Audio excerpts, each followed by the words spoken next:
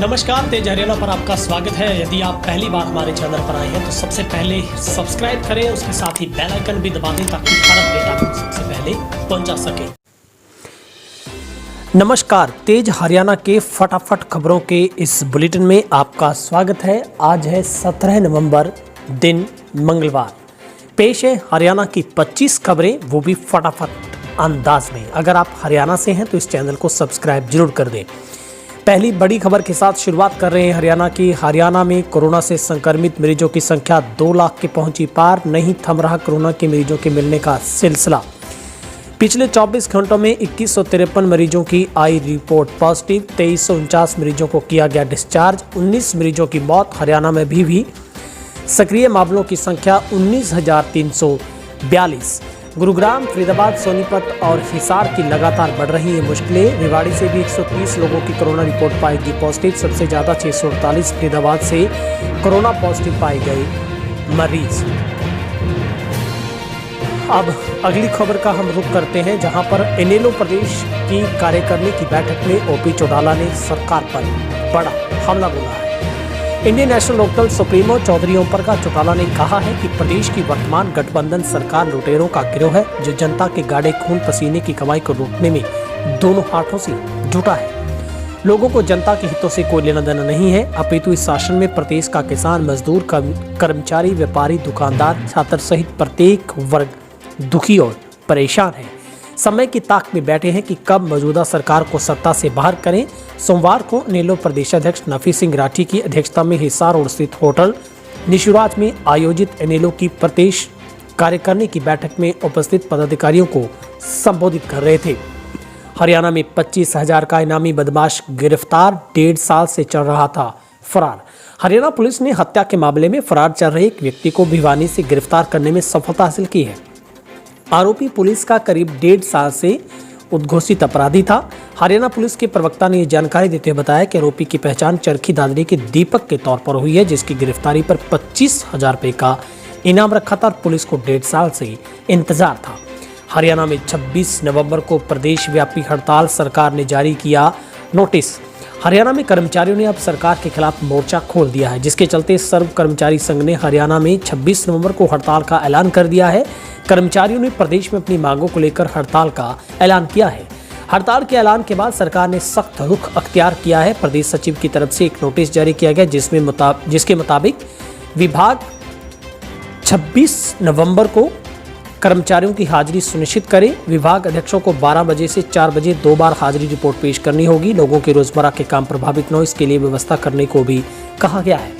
हरियाणा में सरपंचों के दोबारा से होंगे ड्रा, समय पर ही होंगे पंचायती चुनाव। हरियाणा में पंचायती राज संस्थाओं के चुनाव समय पर होंगे। वहीं जिन जगहों पर सरपंचों के ड्रा निकाले जा चुके थे, वहां भी दोबारा से ड्रा निकाले जाएंगे। ये सब बातें हरियाणा विधानसभा की उपाध्यक्ष रणबीर सिंह गंगवा ने झज्जर में कही है।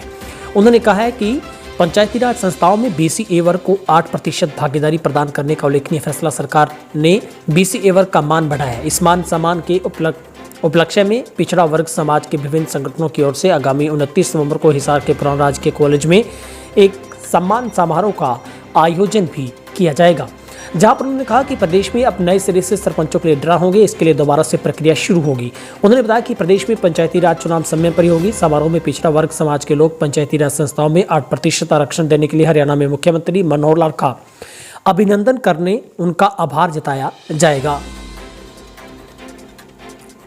हरियाणा के पूर्व मंत्री ओम प्रकाश जैन का निधन। काफी समय से चल रहे थे बीमार। दिल्ली के हॉस्पिटल में देर रात उन्होंने आखिरी सांस ली। उन्होंने 2 दिन पहले ही दिल्ली हॉस्पिटल में रेफर किया गया था। इससे पहले उनका इलाज पानीपत के एक हॉस्पिटल में चल रहा था। दिल्ली के BL कपूर हॉस्पिटल में उनका इलाज जारी था। पूर्व मंत्री ओम प्रकाश जैन पूर्व CM भूपेंद्र सिंह हुड्डा के कार्यकाल में परिवहन मंत्री रहे थे। ओम प्रकाश जैन 2009 में पानीपत ग्रामीण सीट से निर्दलीय प्रत्याशी के तौर पर जीते थे और उन्होंने कांग्रेस को समर्थन दिया था, जिसके बाद पूर्व CM हुड्डा ने उन्हें परिवहन मंत्री बनाया था। इससे पहले वो 1996 में चौधरी बंसीलाल सरकार के वक्त जीते थे, सरकार को समर्थन दिया था। हरियाणा के कॉलेज और यूनिवर्सिटी में 8 महीनों के बाद लौटी रौनक। कोरोना महामारी फैलने के 8 महीनों बाद हरियाणा के कॉलेज और यूनिवर्सिटी में सोमवार को रौनक लौट आई है। कैंपस में चहल पहल नजर आई, लेकिन पहले दिन कम ही विद्यार्थी पहुंचे, जिसे कुछ देर रुकने के बाद चले गए। वहीं कॉलेज में एंट्री देने से पहले उनकी थर्मल स्कैनिंग की गई, हाथ सैनिटाइज करवाए गए। बता दें कि तमाम एहतियात बरतते हुए संस्थानों को खोला गया है। सरकार की ओर से सख्त निर्देश दिए गए हैं कि कॉलेज विश्वविद्यालयों को कोरोना गाइडलाइन का खासतौर पर जो नियमों की पालना करनी जरूरी हो। उधर हरियाणा में कोरोना से संक्रमित मरीजों की संख्या 2 लाख के पार पहुंची है। 2 दिनों में 5170 नए मरीज मिले हैं तो 3900 के मरीज करीब ठीक हो गए हैं। राज्य में पिछले 2 दिनों में कोरोना वायरस के 5000 से ज्यादा मरीज सामने आए हैं। इसी के साथ ही संक्रमितों का आंकड़ा 2 लाख को पार हो गया है। शनिवार रविवार को मिलाकर कुल मरीजों की संख्या 2,03,02 हो गई, जबकि 3,917 लोग ठीक हुए हैं। अब तक स्वस्थ होकर 1,78,000 से ज्यादा मरीज ठीक हो चुके हैं। चिंता की बात यह है कि एक्टिव मरीज 19,000 के पार हो गए हैं। मौत फिर डराने लगी है। भिवानी में सबसे ज्यादा 5 तो फरीदाबाद में 4 लोगों की मौत हुई है। 19 नए लोगों के साथ ही अब तक 2000 से ज्यादा लोग कोरोना की वजह से अपनी जो जान है वो गंवा चुके हैं। ऐसे में लगातार हरियाणा की मुश्किलें कोरोना को लेकर बढ़ रही है। पीजीआई में कोरोना वैक्सीन के ट्रायल के तीसरे चरण को मंजूरी, 1200 वॉलंटियर्स को दी जाएगी दवा की डोज। पीजीआई रोहतक को कोरोना की कोवैक्सीन ट्रायल के तीसरे चरण की सरकार की ओर से मंजूरी मिल गई है। पीजीआई में वैक्सीन ट्रायल के 2 चरण पूरे हो चुके हैं। इसमें किसी भी मरीज पर दवा के साइड इफेक्ट नहीं मिले। इसी आधार पर सरकार ने देश भर में दवा ट्रायल के तीसरे चरण को मंजूरी दी है। पीजीआई में तीसरे फेज के ट्रायल को तीसरी अंतिम चरण में है। देश भर में 26,000 वॉलंटियर्स पर कोवैक्सीन का ट्रायल किया जाना प्रस्तावित है। पीजीआई में क्लिनिकल ट्रायल के लिए गठित टीमें हेल्थ केयर वर्कर और क्रॉनिक पेशेंट सहित पीजीआई में करीब 1200 वॉलंटियर्स को शामिल किया गया है। सत्यदेव नारायण आर्य मोहाली के फोर्टिस हॉस्पिटल में भर्ती, 2 दिन में 5000 से ज्यादा नए मरीज। हरियाणा के राज्यपाल सत्यदेव नारायण आर्य भी कोरोना संक्रमित पाए गए हैं। उन्हें मोहाली के फोर्टिस हॉस्पिटल में भर्ती करवाया गया है। चिकित्सकों की पूरी टीम उनकी देखरेख में जुटी है। साथ ही उनके संपर्क में आने वाले लोगों को भी क्वारंटाइन होने के लिए कहा गया है। पिछले 2 दिनों में कोरोना के 5000 के करीब नए मामले सामने आए हैं। बारिश व ओलावृष्टि से किसानों की फसल बर्बाद, कांग्रेस नेताओं ने मुआवजा देने की उठाई किसानों के हित में बात। हरियाणा में बड़े दिनों के बाद मौसम ने करवट ली है। कई जिलों में बारिश के साथ जमकर ओलावृष्टि हुई। ये ओलावृष्टि किसानों के लिए आफत बनकर आई है। भारी ओलावृष्टि होने से किसानों की फसलों को काफी नुकसान हुआ है, जिसके बाद किसानों ने सरकार से फसल की गिरदावरी करवाकर उचित मुआवजे की मांग की है, जिसको लेकर अब कांग्रेस ने भी किसानों के साथ हाथ मिलाते हुए इस मांग को पुख्ता करने के लिए अपनी आवाज को बुलंद किया है। जहां पर कांग्रेस नेताओं ने बारिश और ओलावृष्टि के कारण बर्बाद हुई फसलों की विशेष गिरदावरी करवाकर प्रभावित किसानों को 20 दिनों के भीतर ही मुआवजे का भुगतान करने की मांग की है। इसको लेकर हरियाणा कांग्रेस की प्रदेश अध्यक्ष कुमारी सैलजा ने प्रदेश के मुख्यमंत्री मनोहर लाल खट्टर को एक पत्र भी लिखा है। इंदुराज नरवाल मंगलवार को लेंगे शपथ, अध्यक्ष ज्ञान गुप्ता की अगुवाई में ली जाएगी शपथ। बड़ौदा के नवनिर्वाचित विधायक इंदुराज नरवाल मंगलवार को पद एवं गोपनीयता की शपथ लेंगे। ये शपथ उन्हें हरियाणा विधानसभा के अध्यक्ष ज्ञानचंद गुप्ता की तरफ से दिलवाई जाएगी। हरियाणा विधानसभा परिसर में मंगलवार को करीब 3 बजे शपथ समारोह आयोजित किया जाएगा। बड़ौदा उपचुनाव की मतगणना की प्रक्रिया 10 नवंबर को हुई थी। मतगणना के परिणामों ने कांग्रेस प्रत्याशी इंदुराज की जीत पर मोहर लगा दी थी, जिसके बाद कांग्रेस कार्यकर्ता खुशी से झूम उठे। इंदुराज नरवाल उर्फ भालू ने भाजपा के प्रत्याशी योगेश्वर दत्त को हराया है। कोरोना की चपेट में आई 4 छात्राएं, स्कूल ने पूरी क्लास को दी 4 दिन की छुट्टी। सरकार ने 9वीं से 12वीं तक के स्कूल खोलने की परमिशन तो दी, लेकिन अब तक स्कूलों में कोरोना ने दस्तक दे दी है। नरवाना की राजकीय कन्या वरिष्ठ माध्यमिक विद्यालय में कोरोना जांच कैंप में 11वीं व 9वीं की 4 छात्राएं कोरोना पॉजिटिव पाई गई हैं, जिसके बाद उस क्लास को 4 दिन की छुट्टी दे दी गई है, लेकिन खतरा कम नहीं हुआ है।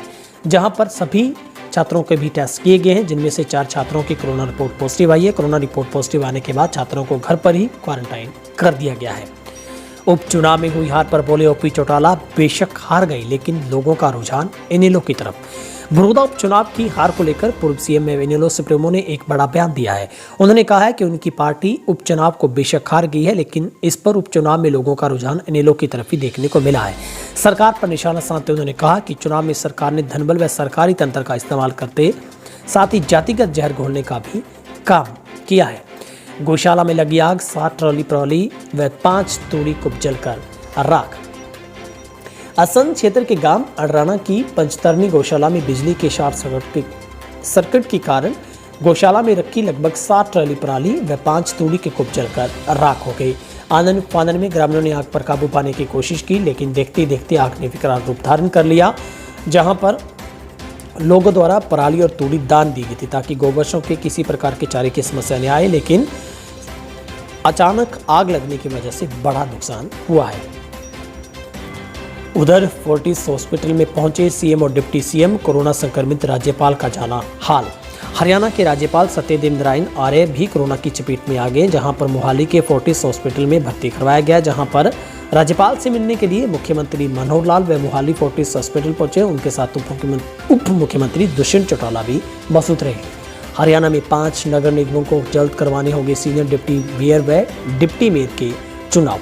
हरियाणा की 5 नगर निगमों में डिप्टी मेयर व डिप्टी मेयर के चुनाव को लेकर निकाय विभाग सख्त हो गया है। 5 नगर निगमों हिसार, रोहतक, पानीपत, करनाल और यमुनानगर नगर निगम में सीनियर डिप्टी मेयर और डिप्टी मेयर के चुनाव जल्द करवाने होंगे। इसके लिए 5 नगर निगमों आयुक्तों को निकाय विभाग ने निर्देश जारी किए हैं।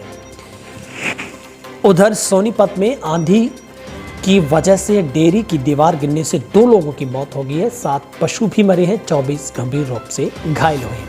सोनीपत के गांव रोहना में बीती देर रात बूंदाबांदी के साथ आई आंधी लोगों पर आफत बनकर टूटी है। आंधी में बूंदाबांदी से बचने के लिए 3 लोग गांव रोहाना की पशु डेयरी में घुसे, तो उसी दौरान डेयरी की दीवार व छत अचानक धमाके के साथ नीचे गिर गई, जिसकी वजह से 2 लोगों की मौत हो गई, तीसरा घायल है।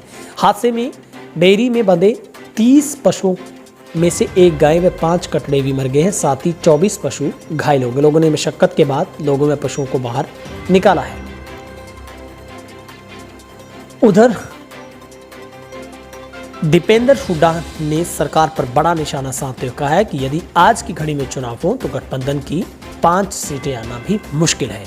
यदि बड़ौदा उपचुनाव का परिणाम प्रदेश की सभी 90 विधानसभा सीटों पर प्रभावी हो जाए तो आज चुनाव हो जाए, तो ऐसी स्थिति में भाजपा जसपा गठबंधन जीत के लिए बुरी तरह से तरस जाएगा। इस गठबंधन की 5 भी सीटें आनी संभव नहीं है। ये टिप्पणी राज्यसभा सांसद CWC के सदस्य दीपेंद्र सिंह हुड्डा ने की। उन्होंने भाजपा जसपा गठबंधन के इस दावे को हास्यास्पद बताया है कि गठबंधन का वोट बैंक बड़ा है। उन्होंने कहा है कि उपचुनाव में भाजपा जसपा गठबंधन को पूरे 6 महीने मिले, जिसमें हर तरफ के प्रलोभन का इस्तेमाल किया गया। इसके बावजूद उम्मीदवार जीत नहीं पाए। फिलहाल हरियाणा की 25 बड़ी फटाफट खबरों में आज के लिए इतना ही। आप सभी से गुजारिश, कोरोना से अत्यंत चेहरे पर मास्क का इस्तेमाल जरूर करें, और यदि आप नए हैं, पहली बार हमारे चैनल पर आए हैं, तो चैनल को सब्सक्राइब भी कर रहे हैं, क्योंकि भाई यहाँ पर हरियाणा की हर खबरों का सिलसिला आपको मिलता रहेगा, ताकि हरियाणा की हर अपडेट के साथ आप जुड़े रहें।